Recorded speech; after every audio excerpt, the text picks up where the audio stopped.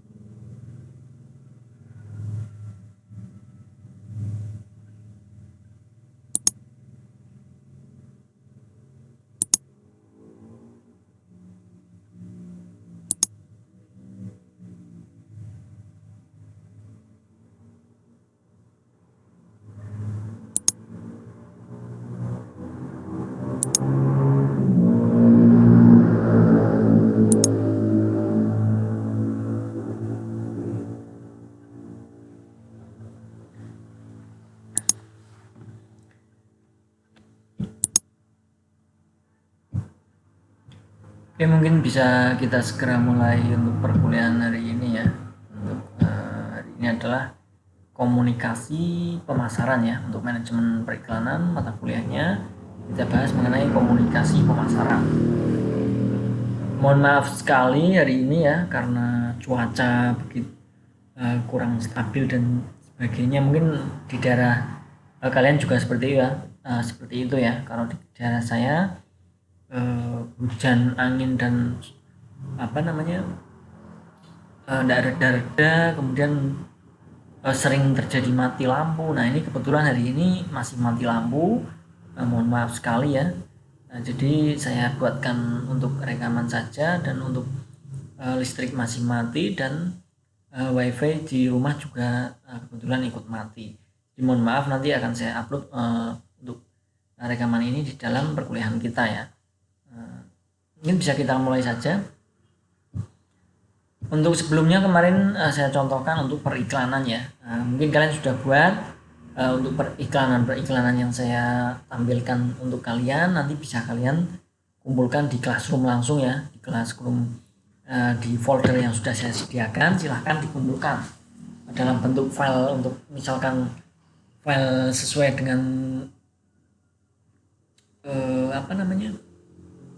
toolnya ya, kalian menggunakan apa, Corel, Photoshop ataupun apa, sesuaikan dengan tool tersebut. Nah, kemudian juga dengan JPEG-nya atau PNG-nya ya. Jadi dua ya pengumpulan setiap iklan. Misalkan kalian membuat iklan layanan masyarakat ya, berarti ada filenya, katakan Photoshop ya, PSD-nya, kemudian yang satu JPEG-nya, seperti itu ya. Ini tidak perlu saya jelaskan lagi, kemarin sudah saya jelaskan. Nah, untuk pembahasan nanti adalah komunikasi pemasaran, ada beberapa poinnya. Nanti sesampainya saja mungkin kita akan membahas beberapa poin terlebih dahulu mengenai komunikasi pemasaran dalam manajemen periklanan. Nah, untuk pemasaran, serangkaian kegiatan para pihak dan proses menciptakan, mengkomunikasikan, menyampaikan, dan mempertukarkan nilai barang jasa yang pada akhirnya memberi nilai tambah pada stakeholder. Untuk komunikasi pemasaran, sebuah konsep manajemen yang mendesain seluruh aspek komunikasi pemasaran, iklan, promosi, penjualan langsung, marketing, public relation, yang bekerja sama dengan kekuatan gabungan untuk mencapai tujuan tertentu. Jadi seperti itu untuk pengertian dari pemasaran itu sendiri apa, kemudian komunikasi pemasaran itu apa, bisa dipahami ya. Nah, lingkungan pemasaran pada abad 21 itu ada simbiosisme pemasaran ya. Kalian tentunya tahu saling membutuhkan, intinya mungkin bisa dalam pemasaran tersebut ya saling menguntungkan antara pihak satu dan kedua. Kemudian ada keunikan dari pemasaran tersebut, kemudian efek diskon, layanan konsumen yang ramah dan sebagainya itu akan mempengaruhi. Nah, dan untuk poin-poin selanjutnya silahkan ya, kalau kalian masih penasaran mungkin retail, penjualan langsung dan sebagainya itu apa, kalian kembangkan ya nanti ya untuk mengenai lingkungan pemasaran di abad 21 ini. One to one marketing itu seperti apa, kalian kembangkan sendiri dengan mencari referensi-referensi terkait mengenai hal yang sudah saya sampaikan. Untuk proses informasi konsumen kognitif teori ya, untuk proses informasi konsumen di sini kita lihat ada personality, perception, learning, internal information processing, attitude, dan environmental influence. Jadi di sini proses informasi konsumennya bisa dilihat ya. Mungkin melalui personality, kemudian perceptionnya, kemudian learningnya, attitude-nya, environment of influence, kemudian internal information processing adalah proses informasi dari konsumen. Untuk personality itu ada Freudian theory, ID, ego dan super ego. Ada trait theory atau mainstream, aspirant, successor, kemudian reformer. Untuk perception itu kan ini penjelasan dari ini ya. Nah ini. Nah perception sendiri adalah perceptual selection, perceptual organization, figure ground, grouping, closure, contour, kemudian perceptual interpretation. Nah ini buat tugas kalian dari masing-masing poin tersebut silakan dicari artinya ya agar lebih paham lagi ya. Nanti untuk misalkan ada ujian nanti akan saya ambil misalkan untuk perceptual selection itu apa. Nah itu kenapa saya bilang ini sebagai tugas kalian agar kalian benar-benar mengembangkan apa yang poin yang saya sampaikan. Jadi nanti soalnya tidak seperti ini, tapi tidak perception itu mencakup beberapa poin apa, kemudian tapi kemungkinan adalah misalkan saya mengambil poin dari perception ya.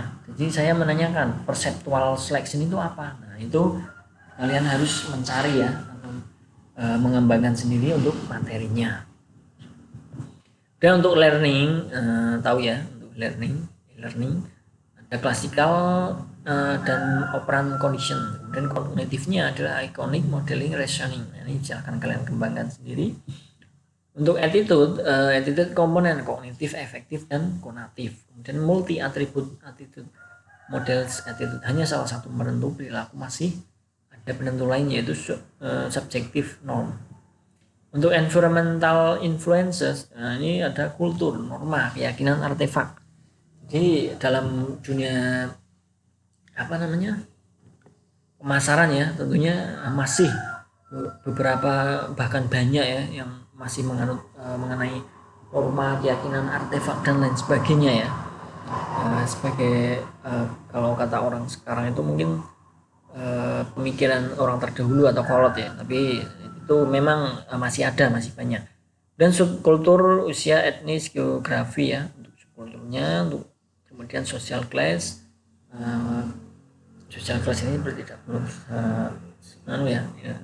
sebutkan, nanti bisa kalian cari sendiri mungkin dengan kelas taraf untuk dari ekonomi ya. Group ascribed, primary, secondary, formal, informal, kemudian situational influence, usage, forecast, station, communication, situasi ya. Nah ini bisa kalian cari lebih dalam ya. Kemudian ada general mode, rasionalitas tahap ya, mendapatkan informasi, perhatian selektif, pemahaman informasi, persetujuan, mengingat informasi, memanggil kembali informasi, membuat alternatif keputusan, kemudian tindakan berdasarkan informasi. Untuk involvement teori, high involvement decision making, kemudian ada low involvement decision making. Ini PR kalian. Nah, proses pembelian organisasi ini ada jenis pembeliannya, ada new test, modified, rebuy, dan rebuy. Faktor yang mempengaruhi pembelian organisasi ada stakeholder, environment, ekonomi, peraturan, kompetitor, teknologi, dan sebagainya. Organization environment, tujuan, sumber daya, biaya. Individual environment adalah kepribadian, usia, status. Ini adalah beberapa faktor yang mempengaruhi pembelian organisasi. Nah, fase pembeliannya, identifikasi masalah, kebutuhan, spesifikasi produk, kemudian mencari informasi supplier, evaluasi proposal, pemilihan supplier, evaluasi. Adalah untuk fase pembeliannya. Perbedaan komunikasi, pengambil keputusan, tujuan komunikasi, waktu pengambilan keputusan, implikasi pembelian, komunikasi, terintegrasi, biaya yang dibutuhkan, evaluasi, pesan komunikasi, dan media. Untuk merek baru atau brand activation, jenis konsumen terhadap produk baru ya, inovator, kemudian early adapter, early majority, late majority, laggard. Nah, ini bisa kalian pelajari nanti. Tahapan brand activation ini adalah rapid take off. Bentuk komunikasinya jalur distribusi yang cepat. Iklan intensif untuk memicu brand awareness ya. Ini membahas mengenai merek ya atau brand ya. Brand promosi penjualan untuk memfasilitasi pembelian coba-coba. Dan ada rapid acceleration, bentuk komunikasi memastikan kualitas produk dan terus meningkatkan iklannya, memastikan pembelian coba-coba diikuti pembelian ulang. Menggunakan promosi penjualan kreatif untuk sampai pembelian berulang stabil.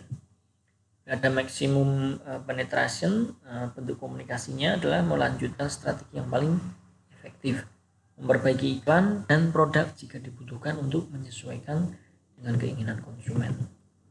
Dan ada long run franchise, untuk komunikasi, kualitas produk, iklan yang menyenangkan, kemudian distribusi lebih luas. Nah, beberapa strategi brand activation ini adalah mengundang opini leader untuk memicu WOM ya, kios interaktif, undian berhadiah, fasilitas tambahan, kemudian ada diskon.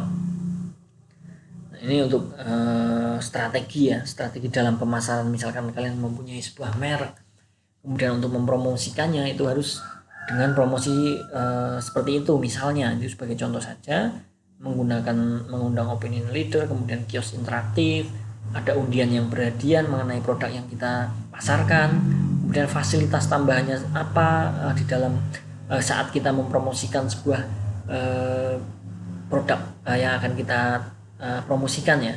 Kemudian ada diskonnya, tentunya ini sudah tentunya kalian paham semua ya.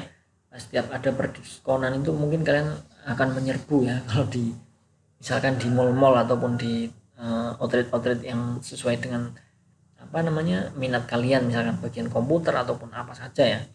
Itu adalah beberapa strategi brand activation. Nah, konsep brandnya, pemilihan nama merek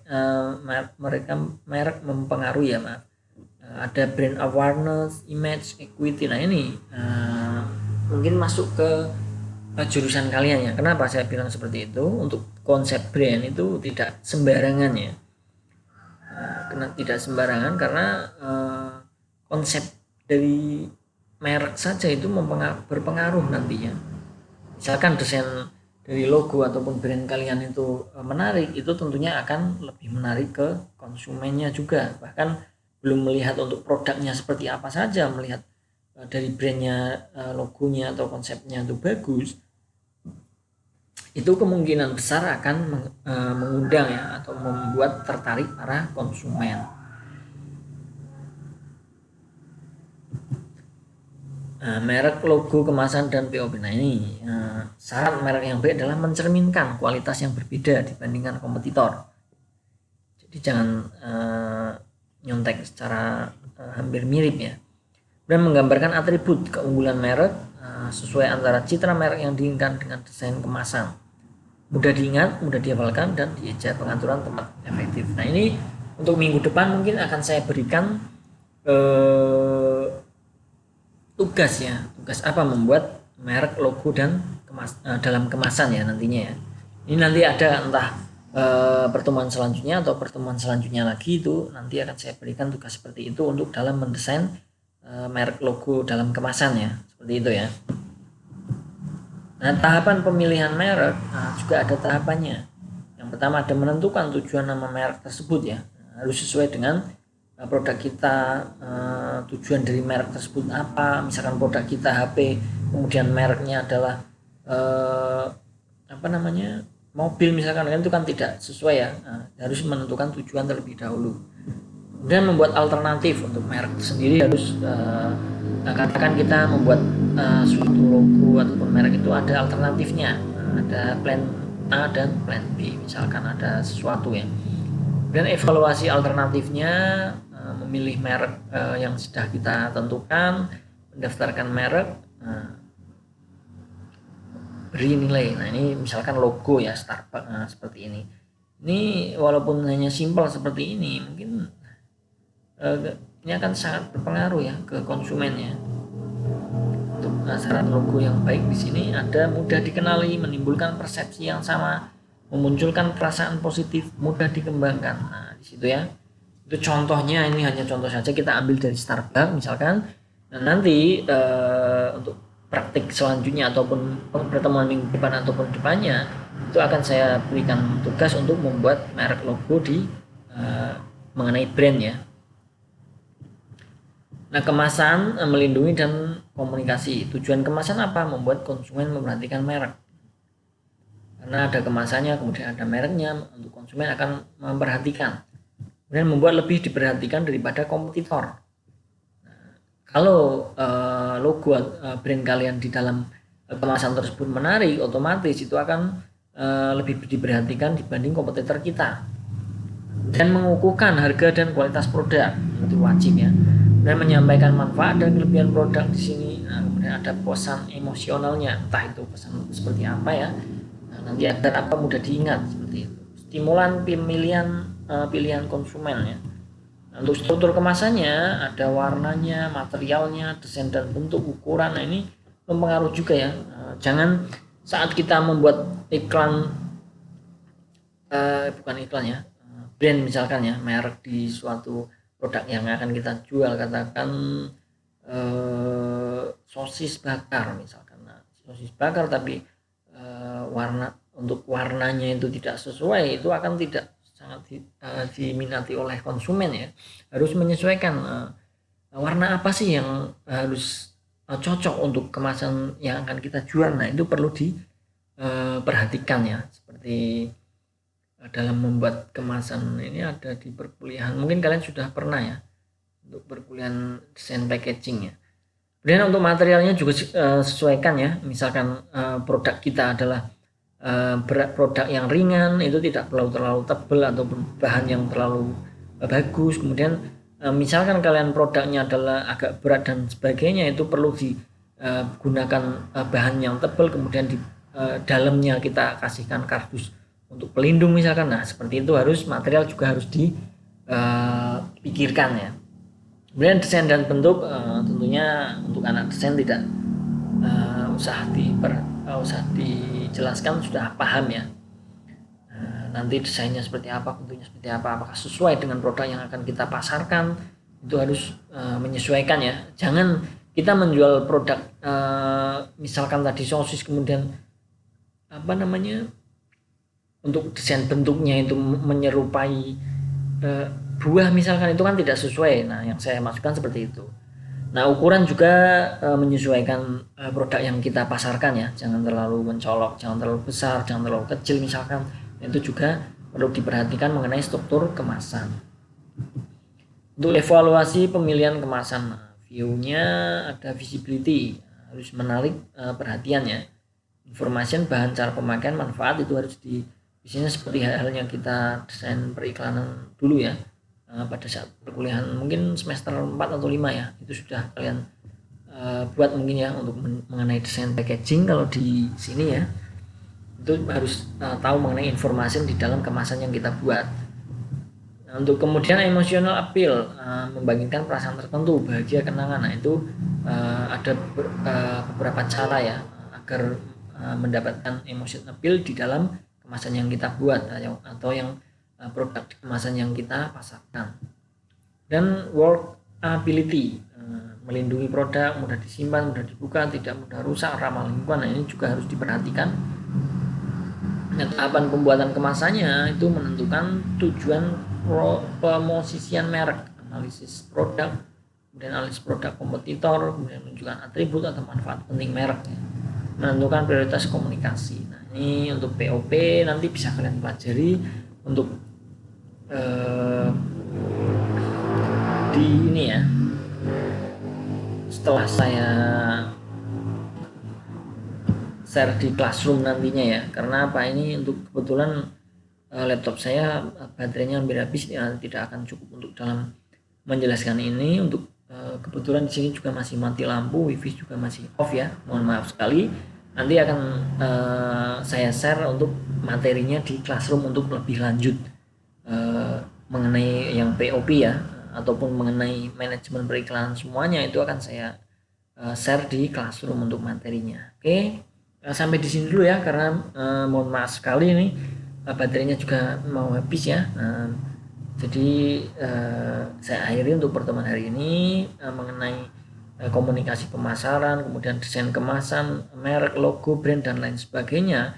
Itu bisa kalian pelajari lebih lanjut nanti setelah saya share di Classroom. Kebetulan saya belum bisa nge-share ke Classroom karena wifi masih off ya. Nanti juga saya upload menggunakan smartphone terlebih dahulu untuk presensi dan mengenai perkuliahan sampai hari ini ya, sampai mengenai kemasan. Oke, terima kasih untuk teman-teman semua yang sudah di dalam perkuliahan hari ini. Semoga apa yang saya sampaikan bisa dipahami, nanti bisa dipahami kembali dengan mengulang video dari saya di channelnya ya, ataupun nanti bisa mempelajari sendiri dengan materi di yang saya share nanti di Classroom ya, tapi tidak sekarang ya, karena kebetulan belum hidup untuk wifi dan listriknya. Terima kasih, saya akhiri. Wassalamualaikum warahmatullahi wabarakatuh. Selamat sore, selamat beraktivitas, terima kasih.